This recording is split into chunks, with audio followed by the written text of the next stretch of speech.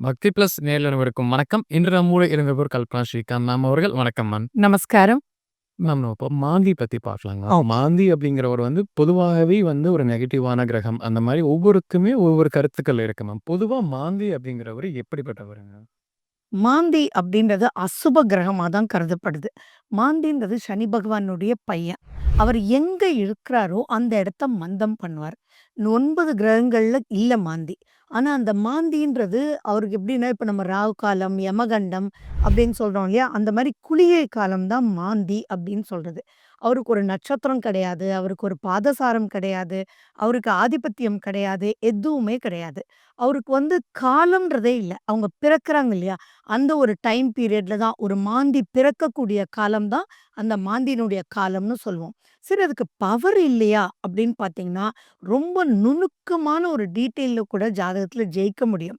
So அந்த மாந்தி இருக்கக்கூடிய இடம் அந்த இடத்த மந்தம் பண்றது. மாந்தினாலே மந்தன், சனி பகவானுடைய பையன் அப்படின்ற ஒரு கான்செப்டும், அது எந்தெந்த விஷயத்துல ஒரு மந்தம் பண்ணுவாருன்றது அவருடைய எந்த இடத்துல இருக்கார், எந்த கிரகத்தினால் பார்க்கப்படுறார்ன்றத வச்சு தான் அதனுடைய ஆக்ஷன் எப்படின்றத நம்ம பார்க்க முடியும். இப்ப மாந்தி அப்படிங்கிறவரு கண்டிப்பா ஒரு இடத்த அசுபம் குடுப்பார் அப்படின்னு சொல்றீங்க மேம். அதுக்கு ஏதாவது விதிவிலக்கு இருக்காங்க மேம்? இந்த இடத்துலயோ, இல்ல இந்த பார்வையில இருக்கும்பொழுது மாந்தியோட பலன் இருக்காது. இல்ல ஒரு நல்லது செய்வார் அப்படின்னா எந்த இடத்த சொல்லலாங்க? மாந்தி வெரி குட் கொஸ்டின் இது. ஏன்னா மாந்தி டோட்டலா நெகட்டிவ்ன்றது கிடையாது. 11ஆம் வீட்ல மாந்தி இருந்தா கொஞ்சம் கூட கவலையே பட வேண்டியதில்ல. அந்த மந்தத்தன்மையே அவங்களுக்கு ரொம்ப ப்ளஸ்ஸாவே அமையும். அதே மாரி குருனுடைய பார்வை இருந்தாலோ, குரு கூட இருந்தாலோ, அல்ல சுப கிரகங்கள் கூட இருந்தாலோ கொஞ்சம் கூட கவலைப்பட வேண்டாம். மாந்திய பத்தி நினைக்க கூட வேண்டாம். அதே மாரி லக்னாதிபதி ஸ்ட்ராங்கா ஒருத்தருக்கு அமைஞ்சிருக்குன்னு வச்சுக்கோங்களேன், இந்த மாந்தி எந்த நெகட்டிவும் செய்றதில்ல. ஸோ ரொம்ப பெருசா அவங்கலாம் கவலையே பட வேண்டாம். 6த் பொசிஷன்ல மாந்தி இருந்தாலும் ஒரு நல்ல அமைப்பு தான் குடுக்குறாரு. என்ன நல்ல அமைப்பு அப்டின்னா, யாரா இருந்தாலும் பிரச்சனைன்றது உண்டு இல்லையா? அந்த பிரச்சனைகள் சீக்கிரம் முடிஞ்சு போயிரும். வம்போ, வழக்கோ எந்த பிரச்சனையா இருந்தாலும் டக்கு டக்குன்னு முடியறதும் 6ஆம் வீட்ல மாந்தி இருந்தா நாங்க பார்க்குறோம். சரிங்க. இப்ப நம்ம 12 ஸ்தானங்களுக்குமே மாந்தி ஒரு என்னென்ன பலன் குடுப்பாருன்னு பார்த்தீங்கன்னா, அந்த வரிசையில முதல் வீட்டுல மாந்தி இருக்கும் பொழுது, அந்த ஜாதகருக்கு எப்படி பலன் தருவாருங்க? ரைட். முதல் வீட்டில் மாந்தி அப்டின்னா, லக்னத்திலேயே மாந்தி இருக்காருன்னு வச்சுக்கோங்க. அவர் டோட்டலி டல்லா இருப்பார். எந்த ஒரு விஷயமாக இருந்தாலுமே அவர பார்த்தாலே, "ஏன் இவன் டல்லா இருக்கான்? பதிலே சொல்ல மாட்டானா?" ஒரு சோம்பேறித்தனம் முகத்திலேயே தெரியும், பிரதிபலிக்கும். அதே மாரி அவங்களுக்கு ஒரு ஒரு எத எடுத்தாலும் லேக் இருக்கும். அந்த லேக்குன்றது ரொம்ப பெரிய லேக்காவே இருக்கும். It's not a normal lake. அப்போ இப்ப சிம்பிளா நம்ம சொல்லணும் அப்டின்னா, இப்போ ஒரு உட்கார்ந்துருக்காங்க. "ஏய் அந்த ஃப்ரிட்ஜ்லேருந்து கருவேப்பிலை எடு" அப்படின்னு சொல்றோம்னு வச்சுக்கோங்களேன். அது என்னமோ அவங்களுக்கு கேட்காத மாரியே இருப்பாங்க. அதுக்கப்புறம் "ஏய் சொன்னேன்ல" அப்படின்னு சொல்லும்போது, "சரி, சரி எடுக்கிறேன்பாங்க." அப்படின்னா அவங்களுக்கு கேட்டிருக்கு. ஆனா அவங்க ஆக்ஷன் பண்ணல. ஸோ இட்ஸ் எவ்ரிதிங் அ லேக். அப்போ ஒரு சின்ன விஷயத்திலேயே லேக் இருக்கும்போது வாழ்க்கையில முன்னேறது ரொம்ப கஷ்டம். அது மட்டும் இல்லாம அவங்களுடைய கண்கள், சிலருக்கு மூக்கு சப்பையா இருக்கும். லிப்ஸ் ஒரு டிஃபரண்ட் ஷேப்ல இருக்கும். அந்த மாரி அவங்கள பார்த்தாலே மாந்தி நெறைய அப்படியே ரொம்ப மைனஸா இருக்கிறவங்களுக்கு மூஞ்சியே கொஞ்சம் விகாரமா இருக்கக்கூடிய தன்மைகள் இந்த மாந்தி லக்னத்தில இருந்தா ஏற்படுறத நம்ம பார்க்குறோம். அவங்களுடைய வளர்ச்சிகள் ரொம்ப, ரொம்ப, ரொம்ப மந்தமா இருக்கும். ஸோ லக்னத்தில மாந்தி 1ஆம் வீட்ல இருந்த மாந்தின்னா, கண்டிப்பா கன்சிடர் பண்ணணும். அதுக்குண்டான பரிகாரங்கள் பண்ணணும். அப்படி இல்ல அப்படின்னா எதுவுமே ரிசல்ட்ஸ் இருக்காம போகுது. 2வது ஸ்தானத்துல மாந்தி இருக்கும்பொழுது, அந்த ஜாதகருக்கு எந்த மாரி பலன் தருவாரு? ஓகே. 2ஆம் வீட்ல மாந்தி இருக்கு அப்டின்னா, ரொம்ப அவங்களுக்கு ஃபேமிலில ஒரு இம்பார்ட்டன்ஸே இருக்காது. எந்த இடத்துல போனாலும் அவங்க ஒதுக்கப்பட்டவராவே பார்ப்பாங்க. இப்போ எல்லாருமே போறாங்க. தெரியாத ஒரு வீட்டுக்கே போறாங்கன்னு வச்சுக்கோங்களேன். அப்ப எல்லாரையும் உட்காருங்க, உட்காருங்க அப்டின்னு சொல்லுவாங்க. ஆனா, இவங்க அந்த இடத்துல இருக்கிற மாரி ஒரு சிம்பிளே அங்க இருக்காது. ஸோ இம்பார்ட்டன்ஸ் இருக்காது. எந்த ஒரு விஷயத்துலயுமே அவங்களால ஒரு ஜாலின்ற ஒரு மனோபக்குவத்துக்கே வர முடியாது. அவங்களுக்குள்ள ஒரு கில்ட் இருக்கிற மாரியே ஒரு ஃபீல் இருக்கும். ஒரு சம்பாரிக்கணும், செய்யணும் அப்டின்னா கூட அதுல ரொம்பவே இன்ட்ரெஸ்ட் இருக்காது. எதுலயுமே இன்ட்ரெஸ்ட் இருந்தா தான் ஜெயிக்க முடியும் வாழ்க்கையில. அவங்களுக்கு பேஷனே இருக்காது. என்னன்னு கேட்டா, "டேய் எனக்கு தான் ஒண்ணுமே இல்லையேடா! எனக்கு தான் எந்த அதிர்ஷ்டமே இல்லையேடா! நான் தான் ஒதுக்கப்பட்டவனாச்சேடா!" அவங்களுடைய வார்த்தைகளே பார்த்தீங்கன்னா, ஒரு இன்ட்ரெஸ்ட் இல்லாத ஒரு வார்த்தைய பேசுவாங்க. அப்போ அந்த முன்னேற்றம் அப்படின்றது எந்த ஒரு பாயிண்ட்லயுமே இருக்காது. அது மட்டும் இல்ல, அவங்களுக்கு கல்யாணம், கச்சேரின்னு என்ன நடந்தாலுமே அவங்க ஒய்ஃப் கூட அவங்களுக்கு இம்பார்ட்டன்ஸ் குடுக்க மாட்டாங்க. அதே மாரி உங்க குழந்தைங்க என்ன சொல்லும்னா, "அப்பா நீ வராத இன்னைக்கு ஸ்கூல்ல ஆனுவல் டே ஃபங்ஷன் நீ வராத அம்மா வரட்டும்." அப்படின்னு சொல்லி எல்லாருமே அவங்கள ஒதுக்குவாங்க. அப்ப அந்த ஒதுக்கப்பட்ட நிலைக்குள்ள தள்ளப்பட்டவங்களுக்கு இந்த 2ஆம் வீட்ல மாந்தி இருக்கிறது பார்க்குறோம். 3ஆம் வீட்டில் மாந்தி இருக்கும்பொழுது, அந்த ஜாதகருக்கு எப்படி பலன் தருவாருங்க? 3ஆம் வீட்ல மாந்தி இருக்கிறது மைனஸ் ரொம்ப பெருசா கிடையாது. ஆனா, அவங்களுக்கு முயற்சிகள் எடுக்கணும் அப்டின்ற ஒரு தாட் ப்ராசஸே வராது. அதே மாரி பார்த்தீங்கன்னா, அவங்களுக்கும் யங்கர் பிரதர், சிஸ்டர் அவங்களுக்கும் ஒரு மந்த நிலை இருக்கும். அவங்க பெரிய லெவல்ல வெளிலலாம் இருப்பாங்க. ஆனா, இங்க வரும்போது "உனக்கு என்ன தெரியும்? நீ போ. நீ வராத. நீ வந்தாலே டென்ஷன் தான்." அப்படின்னு சொல்லி அவங்களுடைய யங்கர் பிரதர் அண்ட் சிஸ்டர் வந்து பேசுவாங்க. இன்னொன்னு இவருக்கு முயற்சி அப்படின்ற ஒரு விஷயமே வந்து வராது. அவர் என்னதான் ப்ரிப்பேர் பண்ணிட்டு போனாலும், அப்ப அந்த இடத்துல வந்து ஒரு தைரியம் வராது. முன்னாடி போணுன்றது வராது. எது எடுத்தாலுமே பின்னாடி போய்க்கணுன்ற மாரி இருப்பாங்க. அவங்களுடைய வளர்ச்சி பல சமயத்துல நாட் ஃபேவரபிள். 4ஆம் வீட்டில் மாந்தி இருக்கும்போது, அந்த ஜாதகருக்கு எப்படி பலன் தருவாரு? 4ஆம் வீட்ல மாந்தி இருந்ததுன்னா, ரொம்ப ரொம்ப ஜாக்கிரதையா இருக்கணும். அதுவும் அந்த மாந்தி வந்து ரொம்பவே கரெக்ட்டா கால்குலேட் பண்ணணும். 4ஆம் வீட்ல மாந்தி இருக்கிறவங்கலாம் பார்த்தீங்கன்னா, சொத்த வாங்கிட்டு அதில வில்லங்கம் மேல வில்லங்கம் இருக்கும். அதே மாரி ஒழுங்கா தான் பார்த்து வாங்கணும். ஆனா, அது கோயில் சொத்துன்னு பிரச்சனை பண்றான்ப்பா. அப்ப வாங்கிட்டு விக்கவும் முடியாது. அதில எதுவும் செய்யவும் முடியாது. அதே மாரி கேள்விப்பட்டிருக்கீங்கள்ல, சுடுகாட்டு இடத்தெல்லாம் வாங்கிட்டோம் அப்படின்னு சொல்லுவாங்க. அதே மாரி அந்த பிரச்சனைன்றது தீராத பிரச்சனையா வரும். அதே மாரி அவங்களுக்கு அவங்க நல்லா டிரைவ் பண்ணிட்டு போனாலும், ஏத்த மாரி வந்து இடிச்சுட்டே இருப்பான். அது இந்த திசையில, புத்திலலாம் கிடையாது. அப்ப எனக்கு மட்டும் ஏன்டா இப்படி நடக்குது? ஆக்சிடென்ட் மேல ஆக்சிடென்ட் நடக்குது அப்படின்னு சொல்றவங்களுக்கெல்லாம் இது ப்ராப்ளமா இருக்கும். அதே மாரி அவங்களுக்கும், அம்மாக்கும் நெறைய கருத்து வேறுபாடுகள் வந்துட்டே இருக்கும். அண்ட் எது பண்ணாலுமே நெறைய பேர் சொல்லுவாங்கல்ல, "அம்மா மட்டும் என்ன பாராட்டணும்டா, அம்மா மட்டும் என்ன ரசிக்கணும்டான்ற" ஏக்கம் இவங்க கிட்ட இருக்கும். ஆனா அது பிரதிபலிக்கவே பிரதிபலிக்காது. கண்டிப்பா கரெக்ட் பண்ணிக்கணும். அதுக்குண்டான பரிகாரங்கள் பண்ணணும். 4ஆம் வீட்ல மாந்தி இருந்தா. 5ஆம் வீட்டில் மாந்தி இருக்கும்போது, அந்த ஜாதகருக்கு எந்த மாரி பலன் தருவாருங்க? ஓகே. 5ஆம் வீட்ல மாந்தி இருந்தாலும் கொஞ்சம் எச்சரிக்கையா இருக்கணும். அந்த அசுப கிரகம் என்ன பண்ணும் அப்டின்னா, அதுவும் நெறையா இன்னைய காலகட்டத்தில குழந்தைங்க மூள வளர்ச்சி இல்லாம பிறக்குறாங்க இல்லையா? அவங்க பெற்றோரோட ஜாதகத்தில 5ல மாந்தி ரொம்ப அசுப நிலையில இருந்தா இந்த மாரியெல்லாம் நம்ம வந்து பார்க்குறோம். அதே மாரி எதெல்லாம் புண்ணியம்னு நெனைக்கிறாங்களோ, "ஓ! சிம்பிள் நான் போய் இந்த மீன் வாங்குனா நல்லாருக்கும்டா" அப்டின்னா அந்த இடத்துல மந்தமாயிடும். அப்பதான் வந்து அது இல்ல இவங்க வாங்கிட்டு வருவாங்க. அந்த மீன் வீட்டுக்கு வரதுக்குள்ள செத்து போயிடும். சின்ன சின்ன விஷயங்கள் கூட ஒரு சந்தோஷம், ஒரு பாக்கியமே இல்லாத மாரி ஒரு நிலைக்குள்ள தள்ளப்படுவாங்க. அதே மாரி அவங்களுக்கும், அவங்களுடைய குழந்தைகளுக்கும் இவங்க எவ்ளோதான் முயற்சி எடுத்தாலும், அவங்களுக்கு மட்டும் நன்மை பண்ண முடியாது. நெறைய பேர பார்த்துருக்கோம். அவங்களுக்கு சொத்து நெறையா இருக்கும். ஆனா, அந்த சொத்து அவங்க குழந்தைங்களுக்கு போய் சேராது. அப்ப நம்ம யோசிப்போம், "என்னடா அது இவ்ளோ பெரிய ஆளா இருந்தாரு. ஏன் இவன் இவ்ளோ கஷ்டப்படுறான்?" அப்படின்லாம் நெனைக்கிறோம் இல்லைங்களா? அவங்களுக்கெல்லாம் இந்த 5ஆம் வீட்டு மாந்தி பெரிய பிரச்சனைய கூட்டு வந்துரும். 6ஆம் வீட்டில் மாந்தி இருக்கும்போது, அந்த ஜாதகருக்கு எப்படி பலன் தருவாரு? 6ஆம் வீட்ல மாந்தி இருக்குன்னா, இது ஒரு டிஃபரெண்ட். இது வந்து எப்படின்னா 60, 40ன்ற ரேஞ்ச் வச்சுக்கோங்க. 60 வந்து நல்லது. 40 வந்து கொஞ்சம் டென்ஷன். என்னன்னா, எதுல பண்ணினா சிக்கல்னே தெரியாம போய் மாட்டிக்குவாங்க இல்லையா? அதெல்லாம் வந்து இந்த 6ஆம் வீட்ல மாந்தி இருந்தா. அப்படி நான் ஒண்ணுமே பண்ணலடா, அங்க நின்னுட்டு இருந்ததுனால இந்த பிரச்சனைன்னு சொல்லுவோம். இதுல நெறைய 6ல மாந்தி இருக்கிறவங்களுக்கு பார்த்தீங்கன்னா சொல்லுவாங்க, "நான் சும்மா போய் பார்க்க போனேங்க. என்னையும் கூப்பிட்டு ரூ. 1000 ஃபைன் போட்டாங்கன்னு" சொல்லுவாங்க. ஸோ அது ஒண்ணு. ஆனா, இதுல என்ன பிளஸ் அப்டின்னா, வாழ்க்கைன்றதே பிறக்கும்போதே ஏதோ ஒரு பிரச்சனை தான். ஒரு கர்மாவ அனுபவிக்க தான் பூமியிலேயே பிறக்கிறோம். அப்படி இருக்கும்போது, அந்த வம்பு, வழக்கு எந்த நெகட்டிவிட்டி இருந்தாலும், அது வந்து குயிக்கா முடிஞ்சு போயிடும். நெறைய வரும். ஆனா, குயிக்கா முடிஞ்சும் போயிடும். இழுபறிகள் இல்லாம இருக்கறதுக்கும் இந்த மாந்தி. ஸோ, அந்த மாந்தி 6ஆம் வீட்ல இருக்கும்போது, பரிகாரங்கள் பண்ணணும். அனலைசேஷன் ரொம்ப இம்பார்ட்டன்ட். 7ஆம் வீட்டில் மாந்தி இருக்கும்பொழுது, அந்த ஜாதகருக்கு எப்படி பலன் தருவாருங்க? 7ஆம் வீட்ல மாந்தி இருக்காங்க அப்டின்னா, எல்லாரும் இப்ப நம்ம இது நெறைய நீங்களே பார்த்துருப்பீங்க. என்னன்னா, வெளிலலாம் நல்ல இது. ஆனா மனைவி வந்து இவங்க புகழவே மாட்டாங்க.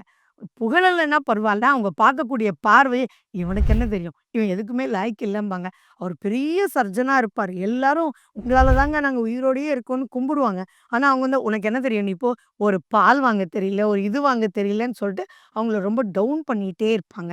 அதே மாரி அவங்க வந்து பார்ட்னர்ஷிப்குள்ள போகவே கூடாது 7ஆம் வீட்ல மாந்தி இருந்தா.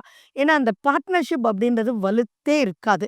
அப்போ அந்த இடத்துல வந்து இழிவுகள் நடக்கும். அந்த பார்ட்னர்ஸ் வந்து இவங்க பார்க்குற பார்வையே ஒரு மந்தன் அப்படின்ற மாரி பார்த்துட்டு இருப்பாங்க. ஸோ, அந்த 7ஆம் வீட்டு மாந்தின்றது கொஞ்சம் கேர்ஃபுல்லா இருக்க வேண்டிய ஒரு பொசிஷன். 8ஆம் வீட்டில் மாந்தி இருக்கும்போது, அந்த ஜாதகருக்கு எப்படி பலன் கிடைக்கும்? 8ஆம் வீட்ல மாந்தி இருக்கும்போது ரொம்ப, ரொம்ப, ரொம்ப எச்சரிக்கையா இருக்கணும். எது எடுத்தாலுமே பிரச்சனையாவே வந்துட்டுருக்கும். வலிய பிரச்சனைகள் தேடி வருது அப்படின்றதெல்லாம் இந்த 8ஆம் வீட்டு மாந்தி. அந்த 8ஆம் வீட்டு மாந்தி வந்து கொஞ்சம் கூட சுபருடைய பார்வை இல்லாமலோ, சுபர் அங்க இருந்து எதுவுமே இல்ல அப்படின்னா, அவங்க சரி மாட்டு மாட்டுனாங்க அப்படின்றது தான் சொல்லணும். மாந்தியினுடைய உச்சக்கட்ட நெகட்டிவிட்டி இந்த 8ஆம் வீட்ல இருந்தா, அந்த காலத்துல அது என்ன எழுதிப்பட்டிருக்கு அப்படின்னா, மேபி ஒரு பிரேதத்தையே இவங்க வந்து உதைச்சாங்க.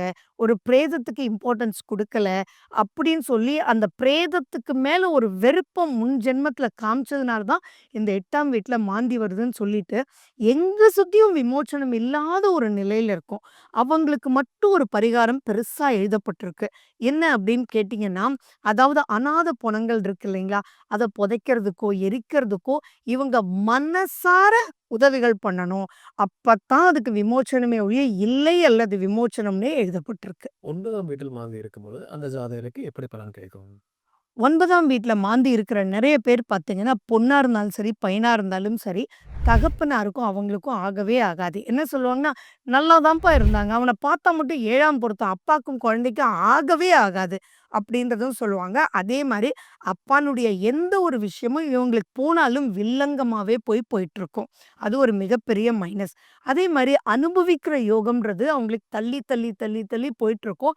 அப்பா இவங்களுக்கு என்ன அட்வைஸ் பண்ணாலுமே அப்பா சொல்றாரு, "இல்லடா இது படி ரொம்ப நல்லா இருக்குன்னு" உண்மையா சொன்னா கூட, அது இவங்களுக்கு ஒட்டாம அது பண்ணது எல்லாமே விரயம், விரயம், விரயம்ன்ற ஆயிட்டுருக்கும். 9ஆம் வீட்ல இருக்கக்கூடிய மாந்தி, அதுவும் ரொம்ப அசுபமா இருந்தா, ரொம்பவே கவனிக்கணும். அப்படி இல்லாட்டி சொத்துலயும் பிரச்சனை வரும். எந்த ஒரு விஷயத்திலயும் ஒரு சந்தோஷம்ன்றது இருக்கவே இருக்காது. 10ஆம் வீட்டில் மாந்தி இருக்கும்போது, அந்த ஜாதகருக்கு எப்படி பலன் கிடைக்கும்? 10ஆம் வீட்ல மாந்தி அப்டின்னா, இது வந்து 80-20ன்னு வச்சுக்கலாம். ஒரு தொழில் பண்ணக்கூடிய இடத்துல மாந்தி இருக்கிறது அப்டின்றது டஃப் தான்.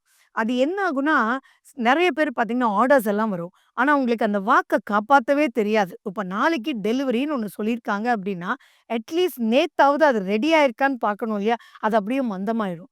அவங்க ஃபோன் பண்ணி, "என்னப்பா வண்டியில அனுப்பிச்சுட்டீங்களான்னு?" கேட்கும்போது தான், அச்சச்சோ! இந்த ஆர்டரே எடுக்கலன்னு தோணும். அப்ப அது ப்ளஸ்ஸா? மைனஸா? பெரிய மைனஸ் இல்லைங்களா? அப்ப திறமை இருந்தும் அங்க வந்து ரிசல்ட் இல்ல. அப்போ அது ஒரு பெரிய மந்தத்தன்மையா போகும். ஆனா, அதுல 20% என்ன ஓகே அப்படின்னு சொல்றோம்னா, 10ஆம் வீட்ல ஏதாவது ஒரு நெகட்டிவ் பிளானட் இருந்தா பிளஸ்ன்னு நம்ம சொல்றோம் இல்லையா? அந்த வகையில இருக்கும். பட் இது ரொம்பவே கால்குலேட் பண்ணணும். 10ல மாந்தி இருந்ததுன்னா, எந்த ஒரு பாயிண்ட்லயுமே வளர்ச்சின்றது பார்க்கவே முடியாது. ஆனா, திறமை நிறைஞ்சு வளர்ச்சி இருக்காது. அப்ப ரொம்பவே டென்ஷனா இருக்கும். எதுக்குடா யூஸ் இந்த இந்த இதுன்றது இருக்கும். That is the point. 11ஆம் வீட்டில் மாந்தி இருக்கும்போது, அந்த ஜாதகருக்கு எப்படி பலன் கிடைக்கும்? 11ல மாந்தி அப்டின்னா கவலையே பட வேண்டாங்க. அத பத்தி கொஞ்சம் கூட நீங்க இம்பார்ட்டன்ஸே குடுக்க வேண்டாம். லாபத்துல தான் முடியும். அவங்க டல்லா இருந்தா கூட அந்த டல்னஸ் தான் உங்களுக்கு லாபம்னு வச்சுக்கோங்களேன். என்ன சொல்லுவாங்கன்னா, "ஒரு முக்கியமான இது, இவன் பேசாம இருந்தான்டா" அப்படின்னு சொல்லுவாங்க. ஆனா இவங்க பேசாம இருந்ததுனால தான் அந்த நெகட்டிவான பெர்சன் இவன கூப்ட்டு, "சரிப்பா நீ தான் என்ன புரிஞ்சுக்கிட்ட போல இருக்கு" அப்படின்னு அக்ரீமெண்ட்ல கையெழுத்து போட்டு குடுத்துருவாங்க. ஸோ 11ஆம் வீட்டு மாந்தி இருந்தா உண்மையா லாபகரமான ஒரு மாந்தி. அதுல குரு மட்டும் பார்த்துட்டாருன்னா, எந்த ஒரு செயல்லயுமே லாபமா இருக்கும். அதே மாரி அவங்கள பத்தி புரிஞ்சுக்க முடியாது மத்தவங்களுக்கு. ஆனா, அவங்களால் அவங்களுக்கு அவ்வளவு நன்மையிலேயே கொண்டு போய் முடியும். நான் சொல்றேன் 11ல மாந்தினா சூப்பர். 12ஆம் வீட்டில் மாந்தி இருக்கும்போது, அந்த ஜாதகருக்கு எப்படி பலன் கிடைக்குங்க? 12ஆம் வீட்ல மாந்தி அப்படின்போது, நிம்மதியான தூக்கம் தானே ஒரு வாழ்க்கை. அந்த நிம்மதியான தூக்கம்ன்றது அவங்களுக்கு வரவே வராது. ஏதோ ஒண்ணு புரண்டு, புரண்டு, புரண்டு அவங்கள போட்டு வாட்டி வதைக்கும். அண்ட் என்ன ஒரு சந்தோஷத்த குடுத்தாலும் அவங்க முழுமையா அனுபவிக்கவே முடியாது. ஏதோ ஒரு விரயம்ன்றது வந்துட்டே இருக்கும். அவங்க எண்ணங்கள் நம்ம ஜென்ரலா என்ன சொல்லுவோம், நல்லா தூங்கல அப்டின்னாலே 2 நாள் தூங்கலனாலே 3வது நாள் ஃபங்ஷன் பண்ண முடியல. அப்ப நிரந்தரமா இந்த தூக்கத்த வந்து அவங்களுக்கு குடுக்கவே மாட்டேங்குது அப்டின்னா என்னாகும்? ஸ்ட்ரெஸ், டிப்ரஷன் எது எடுத்தாலும் சண்டை, திடீர்னு வேற ஒரு பாயிண்ட்ட பேசுவாங்க. அவங்க அவங்களாவே இருக்காது. சிம்பிளா சொல்லணும்னா, அவங்களுக்கு பிரசன்ஸ் ஆஃப் மைண்டுன்றதே இல்லாம இருக்கும். அப்போ அவங்களுடைய சக்சஸ் ரேட்டிங் என்ன இருக்கும்? எல்லாமே விரயமா போகும். ஸோ அது வந்து அவ்ளோ சரியில்ல. கண்டிப்பா பரிகாரம் பண்ணி கரெக்ட் பண்ணிக்கணும். இப்போ வந்து இந்த பரிகாரம் அப்படிங்கிற விஷயம் சொன்னீங்க. பொதுவா எல்லாருக்குமே ஒரே பரிகாரம் பண்ணலாமா? அப்படி பண்ற மாரி இருந்தா, எந்த மாரி பரிகாரம் செஞ்சா இந்த மாந்தில வரக்கூடிய பிரச்சனைகள குறைக்கலாம்? ரைட். இது ரொம்ப நல்ல கொஸ்டின். ஏன்னா குறைக்கலான்னு நீங்க சொன்னீங்கல்ல அதான். எந்த ஒரு விஷயத்தையுமே அப்படியே ஸ்வாப் அவுட் பண்ணிட முடியாது. ஸோ அத குறைக்கிறதுக்கு தான் நம்ம முன்னோர்கள் நெறைய விஷயங்கள் எழுதப்பட்டிருக்கு. நம்ம கும்பகோணத்துக்கு பக்கத்துல திருநறையூர்ன்னு இருக்கு. அங்க ராமநாத சுவாமி டெம்பிள்ன்னு இருக்கு. அங்க மாந்தி சனி பகவானுடைய குடும்பத்தோட இருக்காரு. அங்க நீங்க போயி அங்க ஹோமங்கள் பண்ணலாம். அது அவங்களுடைய ஸ்ட்ரென்த்த வச்சு இப்போ மாந்தி ரொம்ப மோசமா இருந்ததுன்னா, அதுக்குண்டான ஹோமங்கள் இதெல்லாமே அங்க பண்றாங்க. நல்ல ரிசல்ட்ஸ் நான் உணர்றேன். அப்படி இல்ல ஓரளவு தான் இருக்கு அப்படின்னா, அவங்க வந்து அங்க அபிஷேகங்கள் அதுக்கு ஒரு ப்ரொசீஜர் வச்சிருக்காங்க. அத வந்து பண்ணலாம். சனிக்கிழமையில யாரா இருந்தாலும் பண்ணலாம் இந்த மாந்திக்கு உண்டான பரிகாரம். பண்ணும்போது உங்களுடைய சந்திராஷ்டம நாட்களா இருக்கிறது நல்லதில்ல. அதே மாரி அப்படி இல்ல அப்படின்னா, அவங்க பிறந்த கிழமை இருக்கு இல்லையா? அந்த கிழமையில இந்த மாந்தி பரிகாரமும் பண்ணலாம். இது கோயில்ல பண்ணக்கூடிய ஒரு முறை. சரி எப்போ மாந்தி பண்ணணும் அப்படின்னா, ஒரு வருஷா வருஷம் பண்ணிக்கிறது ரொம்ப அசுப நிலையில இருந்தா நல்லது. அப்படி இல்ல அப்படின்னா, ஒரு ப்ராஜெக்ட் எடுக்கிறோம். ஒரு வீடு கட்டுறோம். கல்யாணத்துக்கு உண்டான முயற்சிகள் எடுக்கிறோம். அப்படின்னா இல்ல 10த் ஸ்டாண்டர்ட், 12த் ஸ்டாண்டர்ட் முக்கியமான ஒரு சேஞ்சஸ் இருக்கு இல்லையா லைஃப்ல. அந்த டைம் பீரியட்ல போய் இந்த மாந்திய பண்ணிட்டு வந்துட்டோம்னா, அதனுடைய டல்னஸ் இல்லாம நம்ம பார்த்துட்டுருக்கோம். வீட்லயே பண்ணக்கூடிய ஒரு மாந்தி பரிகாரமும் என்னுடைய குருஜி வந்து சொல்லியிருக்காரு. அந்த பரிகாரம் அவ்வளவு நல்ல ரிசல்ட்ஸ் குடுக்கும். கோயில்ல பண்ற மாந்தி பரிகாரம் ஒன்ஸ் பண்ணினா போரும். வீட்ல பண்ணக்கூடிய பரிகாரம் வந்து தொடர்ந்து 3 வாரங்கள் பண்ணணும். அது என்ன அப்டின்னா, அதுக்கு தேவையான பொருட்கள் ஒண்ணும் இல்ல அரிசி மாவு. அரிசி மாவ நீங்க அதுல ரொம்ப இம்பார்ட்டன்ட் தாய். இல்ல மாந்தி அப்டின்றதே உடலையும், உயிரையும் கட் பண்ணக்கூடிய ஒருத்தர் தான். அந்த இடம் எது தெரியுங்களா? தொப்புள் கொடி. ஸோ குழந்தை பிறந்த உடனே தொப்புள் கொடிய கட் பண்றோம்ல, அதுதான் மாந்தின்னு சொல்லப்படுது. ஸோ அந்த மாந்தின்றது பிறக்கும்போதே வயித்துல உருவாகக்கூடிய ஒரு விஷயம் தான். ஸோ அந்த மாந்திய கழிக்கக்கூடியதும் அப்ப அந்த தாய் தானே! ஸோ எந்த வயசா இருந்தாலும் சரி, நீங்க 50 வயசுல இருக்கீங்க, 80 வயசுல உங்க அம்மா அப்டின்னா, அம்மா பண்ணினா 100% ரிசல்ட். சரி அப்படி இல்ல அப்படின்னா, நல்லா இருக்கணும்னு நம்ம நினைக்கக்கூடிய யாரா வேணாலும் மாந்தி பரிகாரம் அவங்களுக்கு பண்ணலாம். அவங்களே அவங்களுக்கு பண்ணிக்கலாம். ஓகேங்களா? அது எப்படி பண்ணணும் அப்படின்னா, அரிசி மாவு எடுத்துக்கோங்க. தண்ணி ஊத்தி நல்லா ஒரு ரவுண்டா பெசஞ்சுக்கலாம். அப்படி இல்லாட்டி முடியும்னா, கை, கால் உருவம் எல்லாம் வரைஞ்சுக்கலாம். அத எடுத்து நம்ம கையில வச்சு, அவங்களுக்கு ஒவ்வொரு பார்ட்டா சொல்லணும். மனதார கழியணும் அப்படின்ற ஒரு எண்ணத்த பிரபஞ்சத்துக்கு குடுத்து கொண்டு வரணும். ஸோ அந்த அரிசி மாவு கையில வச்சுட்டு, முடியெல்லாம் இப்படி இருக்கு அப்படின்றத நெனச்சு, முடியில இருக்கக்கூடிய மாந்தி எல்லாம் போயிடணும். அப்புறம் நெத்தியில இருக்கக்கூடிய மாந்தி எல்லாம் போயிடணும். புருவத்தில இருக்கக்கூடிய மாந்தி எல்லாம் போயிடணும். அப்படின்னு சொல்லி நீங்க ஒரு பென்சில்ல கூட அந்த புருவமா வரைஞ்சு, அந்த எண்ண அலைகளோட கால் வரைக்கும் கொண்டு வரணும். கொண்டு வந்துட்டு, அத அப்படியே எடுத்து, கால் படாத ஒரு கார்னர்ல ஒரு தட்டுல அப்படியே வச்சிடணும். இது பண்றது காலையில ஒரு 7:30க்கு முன்னாடி பண்ணிடணும். அந்த நாள் முழுக்க இருக்கணும். அப்டின்னா என்னன்னா, உங்க ஆயுள் முழுக்க அப்டின்றது அதனுடைய தாத்ரேயம்.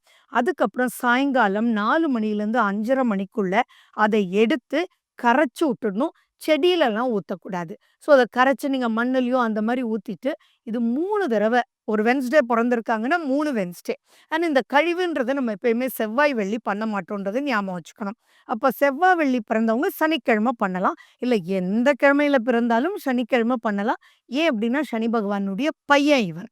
அப்போ அவருடைய கண்ட்ரோல்ல இது எல்லாமே கழியும். அப்ப slow and steady wins the ரேஸ்ன்றது அங்க வந்துரும். அத கழிச்சு நம்ம இந்த மாரி ஊத்திட்டோம்னா, 3 வீக்ஸ் டோட்டலா பண்ணும்போதும், அந்த டல்னஸ் மாறுறது ஈவன் அறியாத, புரியாத ஒரு 7த் ஸ்டாண்டர்ட், 8த் ஸ்டாண்டர்ட் படிக்கிறக்கூடிய குழந்தைங்களுக்கு கூட இது அவ்ளோ நல்ல ரிசல்ட் வருது. ஏன்னா, நாங்க வந்து பார்த்துருக்கோம் புதன் நல்லா இருக்கும். படிக்கக்கூடிய ஆர்வம் எல்லாமே இருக்கும். ஆனா பார்த்தீங்கன்னா, டல் ஆயிடுவாங்க. ஒரு எக்ஸாம்க்கு போறாங்க. அப்போ நல்லா படிச்சுட்டு இருப்பாங்க. ஆனா அன்னைக்கு வந்து டல் ஆயிட்டாங்க. மூட் அவுட்லயே போய் எக்ஸாம் எழுதுனா என்னன்றதெல்லாம் பேரண்ட்ஸ் சொல்லுவாங்க இல்லையா? அவங்களுக்கெல்லாம் செக் பண்ணி பாருங்க. இந்த மாந்தியினுடைய ஆக்ஷன் வந்து ரொம்பவே இருக்கும். இன்டர்வியூக்கு போவாங்க. இன்டர்வியூ நல்லா ப்ரிப்பேர் பண்ணிட்டு போனாங்குவாங்க. ஆனா அந்த இடத்துல ஸ்டக் ஆயிடுவாங்கல்ல, பிளாங்க் ஆயிடுச்சுன்னு சொல்லுவாங்க இல்லையா? அதெல்லாம் இந்த மாந்தியினுடைய இம்பேக்ட் தான். இந்த மாரி பண்ணும்போது மாற்றங்கள் வரது என்னுடைய 32 இயர்ஸ் ஆஃப் எக்ஸ்பீரியன்ஸ்ல நெறைய பார்த்துருக்கேன். நம்ம மாதி பத்தி நெறைய விஷயங்கள் பேசினோம். கண்டிப்பா நம்ம நேயர்களுக்கு ஒரு பயனுள்ள கருத்துக்கள் அமைஞ்சிருக்கும். மீண்டும் ஒரு பதிவில் சந்திக்கலாம். ரொம்ப நன்றிங்க. நன்றி. வணக்கம்.